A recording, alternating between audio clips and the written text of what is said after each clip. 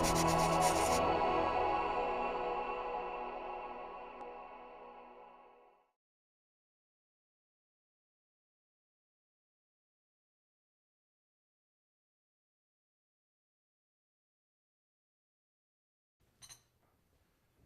good morning. I'm Philip Booth, Editorial and Programme Director at the Institute of Economic Affairs. I'm delighted to be here at this Legatum Institute seminar, slightly disconcerted by the number of microphones around the room and wondering if President Obama is at the other end of one of them.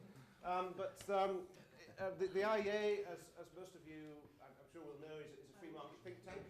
And we have a lot of student activity ourselves. And if any of you feel inclined to apply for our research internship program over the summer, we'd be delighted to hear from you. But anyway, enough about me. This session is on the financial crisis and what Hayek might have thought about the financial crisis, business cycles, the response to the financial crisis, and so on. And we have three excellent papers followed by a commentary by Pascal Salin. In my introducing the speakers, please do excuse my pronunciation, which is almost certainly not perfect, especially of the French, the French speaker.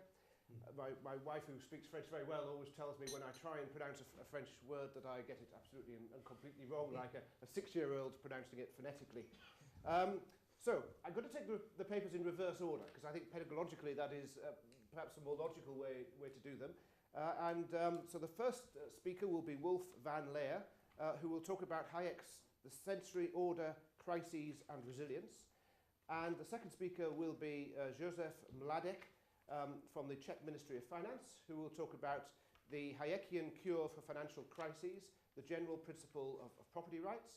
And then the third speaker, with a very interesting critique of the issues surrounding whether or not we should bail in bondholders and so on in order to have more stable bankruptcy procedures in a financial crisis.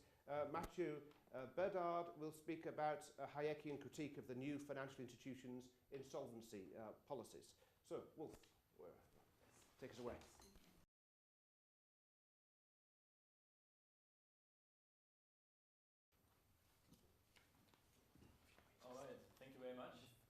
For the Legatum Institute for having me, especially because it's a public policy discussion and I'm going to talk about the sensory order, which in Hayek's work some people argue is an outlier in itself, and many of you might wonder like how you can connect that to policy. But I would say au contraire, it's not only an outlier, you can connect it to other Hayekian themes, but also it is relevant for policy discussions, and I hope you will agree with me to some extent after my brief presentation here. So my PhD thesis generally is interested in the question, how do public sector agents behave in times of crisis? In economic theory, we know many things about like why crises occur, how we can predict them, how we can mitigate them, but we really don't know much about like what is happening on the level of the agents in times of economic crisis. And I think therefore the sensory order is very interesting. But let me briefly say a couple of things about the sensory order. It got published in 1952, and it's a very scholarly, very dense book. And one might say, like, why should one read an economist talking about theoretical psychology? But at this time, many people could not really work with the book. They didn't know what it meant, and they didn't know the significance. But the sensory order anticipated findings in theoretical neuroscience over several decades. So it is truly significant. So let me give you a brief description about what is in the book. His central theme, which is interesting for my presentation here, is that he basically says that our mind works as a causal framework. So he takes Menger, that everything is based on the law of cause and effect. So we see something and then we anticipate the next step. So we see that something drops and we think it will fall on the floor. And if something does not happen, then we will reclassify that event. Okay, so why did this pen not fall on the floor? And then we have to find an explanation for that. And so we reclassify things in our head. But connected to that, he has also in the book outlined that everything what we see, sense data, is in no way particularly objective. Sure, there are objective themes, but our prior experiences inform this objective sense data. So our brain always has like some theory in there, and then we can like cite Goethe and say everything that is factually is already theory. To make this clearer, of course, it doesn't mean that we cannot communicate. So hopefully you can understand me and you can follow me because we share English as a language. However, if I give you the example that, for instance, if I look over the ocean, I see beautiful waves, I enjoy my time there, but if a surfer looks at the ocean, he sees different waves, he understands which waves might be very conducive to riding them, and he has a totally different approach to that.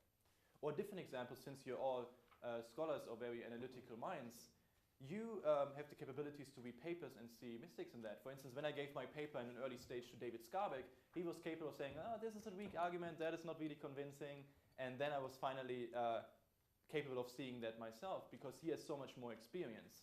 And I like this Hayekian explanation better than just saying that David is smarter than I am. So we can say that, yes, there's our mental maps overlap to some certain extent because we have similar experience, so we can share languages, we can point to things, we can understand each other, but also we have very personal experiences due to our activities and where we concentrate on, which makes us different in that regard. We concentrate on different things. And this brings me to 3 arguments why I think the sensory order is important in regard to public policy, and especially crisis management of public and sector institutions. So my first argument is building upon this notion of the mind as a causal framework. If that is true, then a crisis is a reclassification of events. You have a sudden shock, and you as an entrepreneur facing this crisis, let's talk about economic crisis, you see sudden change of like the environment. You have to adapt to that. So you see that your prior ways of conducting your business probably don't work that anymore because you get economic losses. So you have to think about it, how to approach this. And if government then now intervenes in contradicting ways, which the political science literature on crisis management often shows that they were cross purposes, this adds an additional layer of uncertainty into the economy. So there we have an epistemic argument why uncertainty is probably problematic. So if the rules of the games change and the game in itself changes, this might be more complicated. The second argument I have is that also because we are always dependent on our past experience to some extent, that we have some notion of path dependency here. And it's hard to break away from that. And also if you analyze public sector institutions in comparison to market institutions, people like Buchanan, but also political scientists like Pearson have shown that path dependency is much stronger in government institutions because they don't have competition, they don't have so much pressure on them to change. So it is more likely that they will just rely on all heuristics to solve a new crisis. But we know that crises are fairly heterogeneous, that of course they have like commonalities, but there are always different things which change. There are events which are historically unique. And potentially I'm saying that static minds in public institutions could be antithetical to find proper remedies for heterogeneous and historically unique events like crisis. My third argument, which I think is my strongest argument, and I hope to flesh that out in future research, is I think that the sensory order gives us a much stronger understanding of the knowledge problem. The knowledge problem, as you probably all know, is that you cannot really transmit the circumstances of time and place, the environment the individuals they're acting in, the general rules they have learned due to conducting businesses in this environment. They are not communicatable to the leader. It's not only scientific knowledge, it's also the knowledge about time and place. And that was one of Hayek's key findings in the socialist calculation debate with Oskar Lange and others, to say like, yeah, if you don't have that, you really cannot make the right decisions. I would say there's a deeper problem connected to that. Even if you say that the knowledge of time and place doesn't matter, or it is communicatable, let's assume that you can communicate that, you still cannot communicate the past experiences and the individual adapted framework of the individual to the central planner. If you think about a business person, which mind is shaped by millions of decisions, of trial and error processes, of acting in his or her own personal library and learning there, that cannot be really transmitted to the planner, and therefore I would argue it will be much more difficult for the planner to make the right decisions because the mental maps don't overlap within the problems we are talking about. So I think this gives us a much deeper significance of the knowledge problem. And this brings me then to the topic of resilience. So I would say that if you see it from that way, that the sensory order gives us a good understanding of Hayek's thinking in general, because we see spontaneous order of the mind. Professor Solin pointed that out yesterday. We see these processes. It is about learning is a central theme in there. We see that we need a trial and error process there. Learning means that we make mistakes, that we learn of them, improve them, and so on. And I don't think that public sector institutions necessarily have these capabilities to act in behalf of the agent on the ground who has these things and who can act within this framework, which is basically cognitive, completely different from the central planner. And I would say that public crisis decision makers are cognitively ill-prepared to solve these problems. The mistakes have to be fully revealed so that agents and millions micro decisions of the agents can be made to solve that problem. And I was going to quote a passage of The Road to Serfdom, but since we saw yesterday this postcard of Hayek, I think this is much more appropriate. He said on there, "The market is not merely a better adaptation, but an adaptation to the constant necessity of readaptation to ever-changing circumstances." And I think crises are precisely situations where you have this, like even in a worse scenario than in a normal market economy. And so then you really need general rules the government gives you within you can act in, so you have stability, so you can react to one part of the economy and change that, and not like that you have to look at the rules of the game, look what the government is doing, and so on. And I think one sees it also in the data. There are many different explanations for why we have such sluggish growth at the moment. Many people say, oh, it's not a problem because GDP is already higher than before the crisis. But if you look at private investment, that is lacking. And that is not because of consumer demand. Surveys show this. Consumer demand, that businesses are worried about that, it's not really true. They don't invest because there's too much uncertainty within the economy. And I think generally the cognitive framework and the limitations of knowledge Hayek shows us within the sensory order can really point this out in a very profound way. So the complexity of the world, and especially in a crisis, overwhelms our cognitive abilities. And I would say that if you want to have a good crisis policy, it should be consistent, and it should be just consist of general rules so that people can anticipate that, and not only like piecemeal approach of like some stimulus there, completely change of monetary policy with new tools nobody could anticipate, different kinds of regulations of tons of different government agencies, which all are not helping really the mental mind to adapt of the business person on the ground. Thank you very much.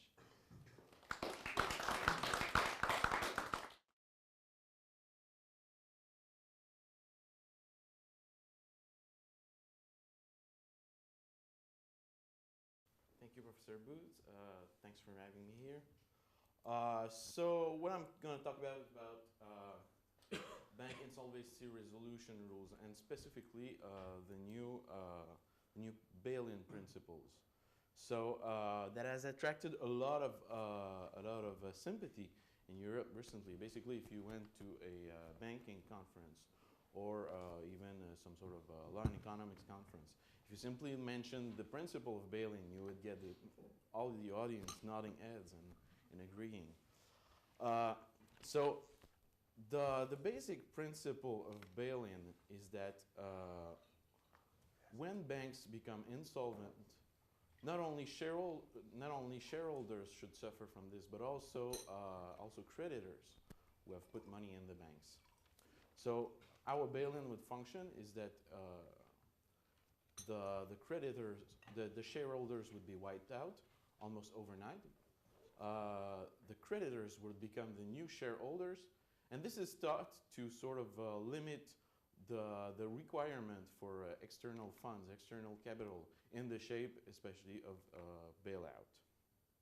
So what I have more specifically in mind, because this can describe a lot of types of different resolution actually, debt for equity swaps are something very common in insolvency resolution. So what I'm specifically referring to is what I would call bail-in powers. The idea that this whole process should be managed by regulators and in a sort of overnight resolution where the bank closes on Friday, the regulators have all weekend to sort of sort things out, and on Monday morning the bank would reopen and seemingly nobody would even notice that the bank had gone insolvent. So in my paper, I make a number of points that are problematic with those bail-ins.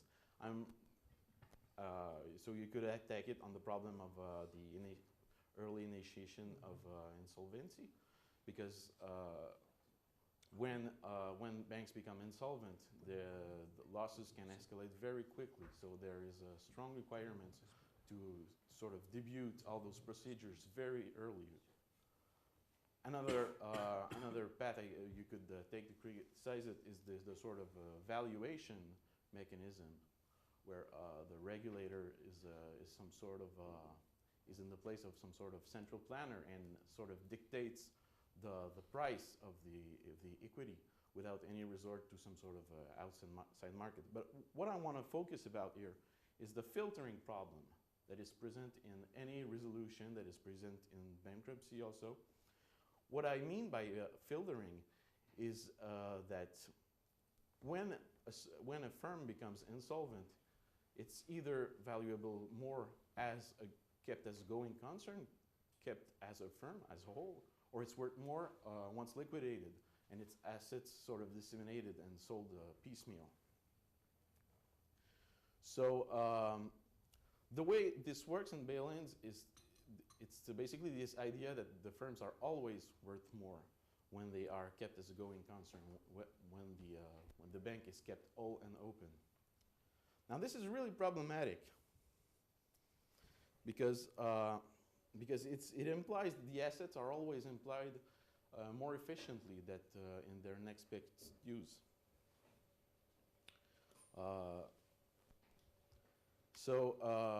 It also implies that somehow bank crisis and bank problems are always liability side problems. Now, economics has a long history of dealing with banking crisis as exclusively liability side problems rather than asset problems. Think, for example, about the Diamond-Dybvig model, where bank crises are exclusively the result of something going on the liability side of the balance sheet. Now, what I said is, as the biggest problem with these resolution rules is the lack of some sort of discovery mechanism for us to find whether there is more value in keeping the firm as a going concern or there's more value in going through the liquidation route. So the bail-in takes some sort of approach which could be said in Hayek terms of the law imposing a predetermined state of affairs. And another problem is that those bail-ins, because bank insolvency is not exclusively a liability side problem, but also an asset side problem. I mean, there's a reason why the bank is bankrupt in the first place. It means that those bail-ins are not going to be used, are not going to be the sole measure, the sole procedures taken by the regulators. It means that there's going to be a lot of discretion and a lot of other procedures to sort of restructure the bank. So if there was a solution that, or at least some hints of a solution that we could find to this problem in Hayek, perhaps I think it would be to take an intellectually modest approach to this. So when Hayek finally came to the realization that he did not know the ideal monetary policy, and he did not know whether the monetary mass should follow whichever velocity or whatever, his approach was to take some sort of step back and look at it at the meta level. And he sort of thought about it as some sort of regime of competing currencies. So we can do maybe a little bit the same thing here for this problem. Take a step back and sort of let the market sort it out and have some market mechanism sort of find out whether the firm is more valuable as a going concern or more valuable liquidated. So how this could work is through some going concern auctions, where the assets are sold on the market And bidders can either bid for only some limited assets or for the firm as a whole. And this process would reveal whether there are entrepreneurial plans involved. It would reveal whether where are the opportunity costs, whether it's more in our advantage to keep the bank open, or whether it is better to just be done with it.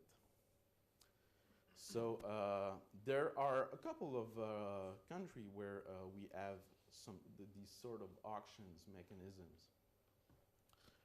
Sweden, for example, is a country where most bankruptcies are dealt with through some sort of auctions. And one objection that we face when we talk about auctions for banks is that people often say that those failures intervene in some sort of period of market turmoil. So if there was to be an auction, the value would be much less than what it's really worth. So if you look at all the literature on those auction principles for bankruptcy, you find out that some very small and very simple institutions governing this have a huge influence. For example, the statute of the trustee, how he is paid for his management of this whole operation, operates a lot, as a huge effect. Other things like who's gonna have the final word on those bids.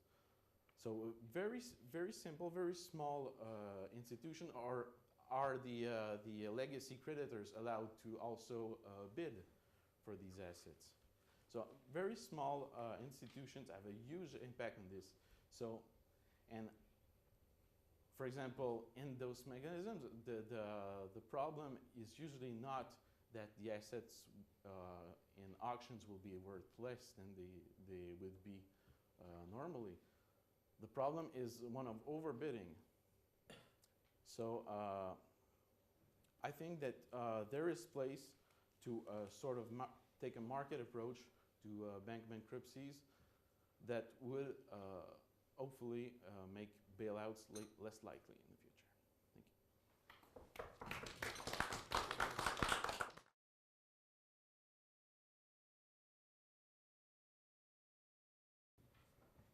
Good morning. I have a problem because as a professor, I'm used to look for errors and disagreements, and I have not with these three papers.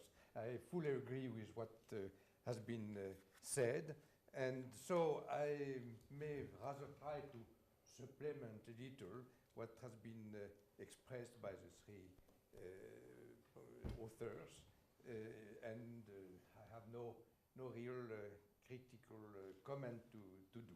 So I begin with a paper by Wolf von Leyer about the sensory order. I think it is important to focus on this problem of the sensory order.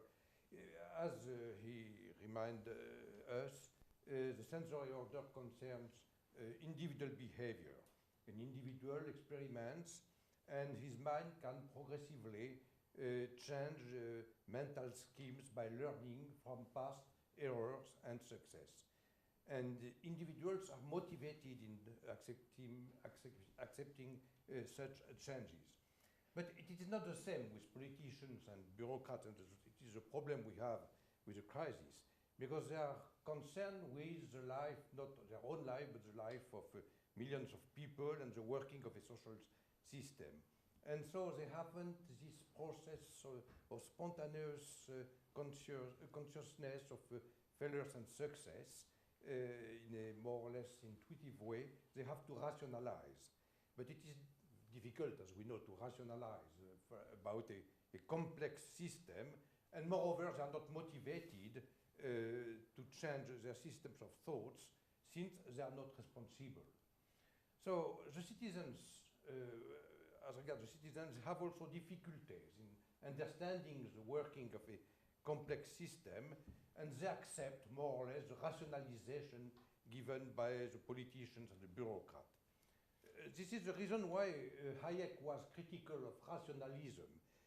By that, he did not mean that he was skeptical about the possibility of the mind to think, but about the possibility to fully understand the working of a society and to manage it, to do social engineering.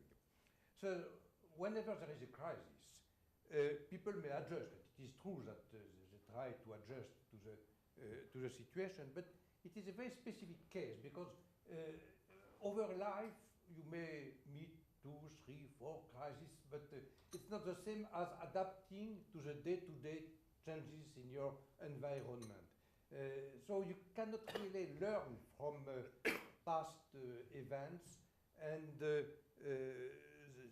adjustment of people is certainly imperfect, and it doesn't change their rational view. They still believe that politicians are the only people who are able to use their reason in order to design an efficient economy, and if ever they could understand exactly what's happening, people would not have the possibility to act according to their new knowledge. For instance, it ought to be obvious that Keynesian economics failed completely, but people anyhow still think with the same ideas. To give another example, I was struck by the fact, in '68 there was an unrest in France, as in many countries, and I was struck by the fact that there was a gap between what, on the one hand, existed in the spontaneous reaction of people. They had the feeling that they were not really free, but on the other hand, they were adopting a Marxist-type language and pushing for centralized solutions. So there is this gap between the spontaneous reactions of people and what they think, which is more or less influenced by other people, the external environment. And this is, by contrast, the reason why capitalism is the best system, because as a decentralized system, it depends on the behavior of individuals, and it is the only system, I think, in which people learn from their errors and they adjust according to their knowledge. Little by little, the system is changing by using the lessons from the past. And this cannot happen, certainly, in a centralized system. So, Wolfgang Laer is right in pointing out the importance of the sensory order in the work of Hayek. Hayek has always stressed the fact that all problems are problems of information, and it was certainly natural that he cares about the way new information enters into the minds of people. And I certainly appreciated the way, the relation which has been made in this paper between the sensory order and the problem of the crisis we do meet right now. So now I shift to the paper by Joseph Mladek. Reading about, in his paper, dispersed and tacit knowledge on risk in the financial system is inherently difficult to centralize. And it made me think about something which most people favor, which is banking union in the European Union. Most people believe that by centralizing decisions in the European Union about the financial sphere, we could solve the problem and avoid crisis, giving the same norms, the same rules to all financial activities, and organizing a centralized control of the behavior of banks and financial institutions. But rulers are not aware of the real working of a financial system. Just to give an example, a lady who is working in an equity fund in France told me recently that she participated into a meeting with a bureaucrat of Brussels, and who presented some regulations they were implementing. And many people in the assistance objected to that. And the bureaucrat said, but I don't care about what you say. I do know that public opinion wants a reform, wants regulations, and I have to meet the needs of public opinion, not your needs. So they don't care about the rationality of what they are deciding. What happens, in fact? Basically, the client of a bank, for instance, asks for a credit. And the bank has a concrete knowledge, as has been so often stressed by Hayek. The banker has a concrete knowledge of the client, of his activities, of his past performances and errors, of his project and so on. And he has a possibility to do a more or less correct evaluation of risk. But this cannot be precisely quantified and certainly not aggregated with other demands for loans and other banks.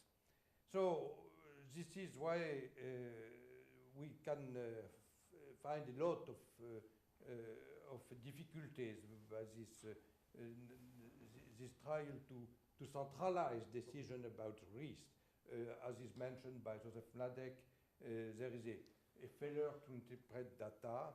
It is quite certain that in the recent crisis, before the crisis, there has been too high confidence in econometric models, what Hayek would have called pretense of knowledge, and this played a role in the crisis. It is impossible to measure from an objective point of view the degree of risk of an institution, of a set of institutions.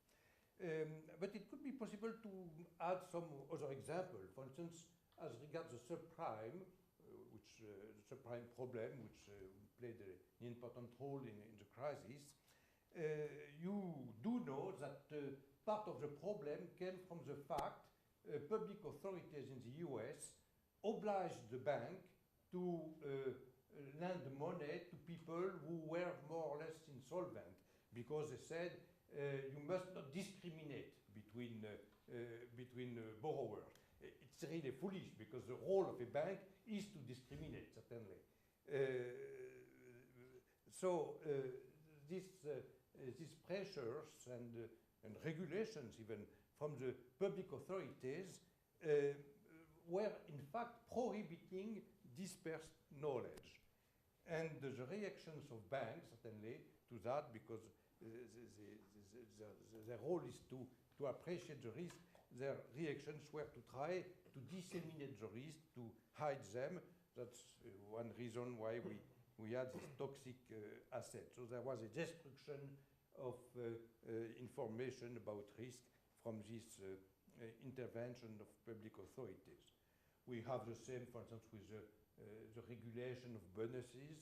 It is true that the traders, the managers of a bank can be induced to take too many risks because they want some bonuses. But why do bonuses exist? They exist because they give a good incentive for people to get a profit. So you have to find an optimum situation, a trade-off between the risk and the benefit of the bonus. But once more, it is impossible to define for all financial institutions what is the optimal trade-off, what is the optimal policy for bonuses. It is better certainly to experiment and to let the market decide by comparing different experiences about the way bonuses have to be defined. Joseph Mladek certainly has mentioned the Basel Agreement and the requirement as regards equity capital. In principle, we could think that it is necessary to have a minimum requirement for equity capital.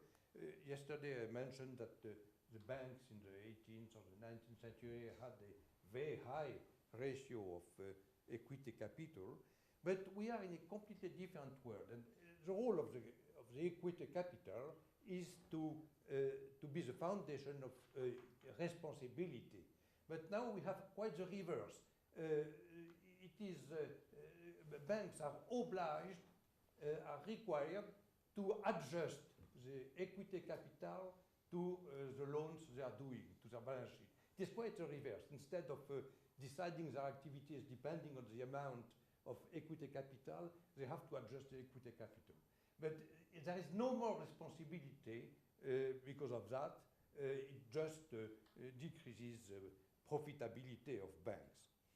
Finally, Joseph Mladek is certainly right in pointing out the necessity to be careful about property rights. But how could we increase their importance?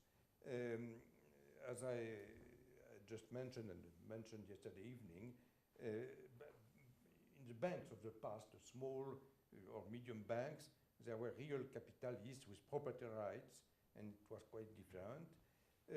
We are in a different world. Is it possible to go back to this world of the past where you have real property rights? It's not that easy. Certainly, we would have to abandon the idea that we have to save a big bank, the principle too big to fail. But let me just suggest a possible change in structure. Instead of having a very big bank without real responsible capitalists, it would be better to have a great number of small banks linked together by coordination procedure. I am in favor of cartels, but because a cartel is a system of coordination between different firms whenever there is a possibility to improve the working of the system. I am against public cartels, but public cartels are called cooperation. That's nice, you know. But public cartels are dangerous. But private cartels exist and last because they are efficient. And it is a system of coordination. It exists, for instance, with franchising. You know, franchising is a system in which you have different people who are the owners of, for instance, a shop, and they are responsible because they are the owner, but they are coordinating part of their activities. The same could be done in the financial activity.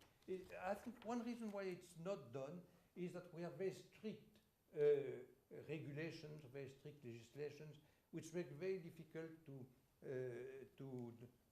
do this sort of coordination and to change the geography, if you want, of an activity. Now I come to the third paper, the one by Mathieu Bédard, which is also a very interesting paper. The problem of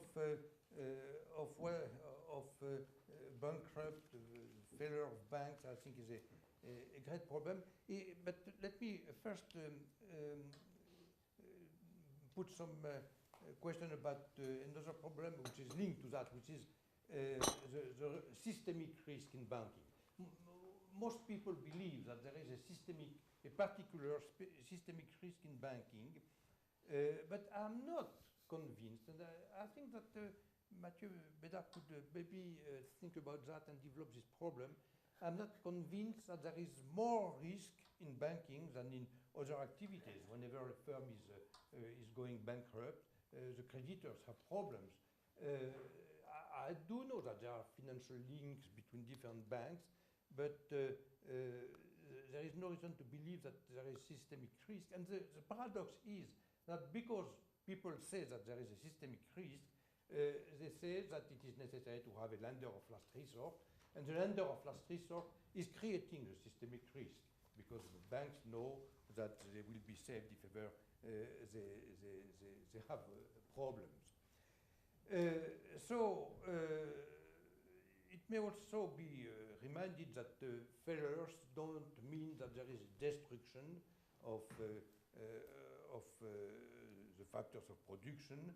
The banks which are insolvent can be bought by other banks, and we have seen that during the crisis. Some failing banks has been bought by other one, which means that it was not a systemic system problem, since there were some banks which were going bankrupt, but the other ones were profitable enough since they were able to buy the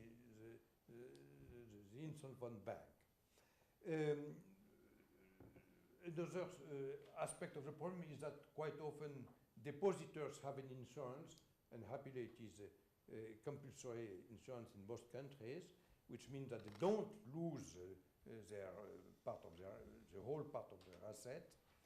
The main problem I think about this, what to do when a bank is going insolvent, is who decides what.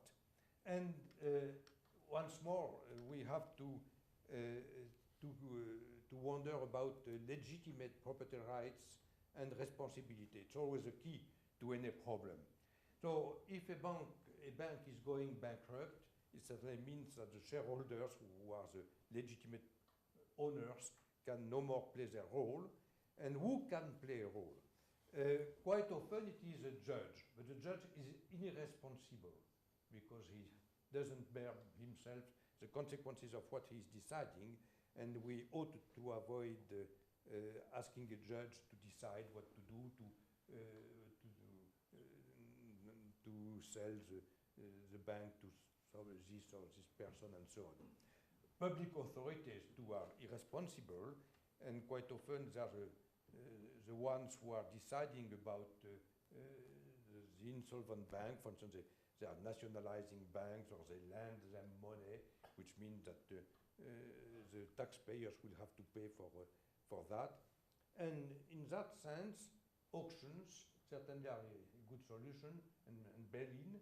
And I am tempted to say that I'm in favor of bail-in, at least if they are not compulsory, if they can be organized freely. I know it's not that easy, but you could anyhow consider as a principle that if, as there are no more shareholders, who is left?